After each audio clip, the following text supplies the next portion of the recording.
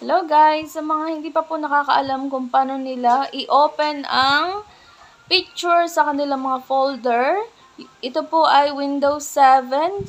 So sa mga may Windows 7 dyan na hindi nila ma-open yung kanilang or hindi nila ma-view yung kanilang mga picture dito, makikita nyo po kahit anong gawin natin, kahit large icon, hindi siya ma-view. Yan.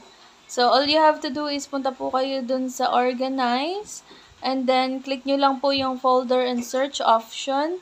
So, dito po tayo pupunta sa view tab. Yan. Tapos, makikita nyo po to always show icons, never thumbnails.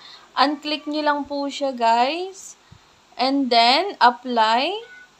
Makikita nyo po yung pagbabago. Ayan. Nandiyan na po yung mga picture. So, yun. I-okay nyo lang po siya. And, tada! Mabiview nyo na siya. Okay? Yun lang po, guys. Thank you.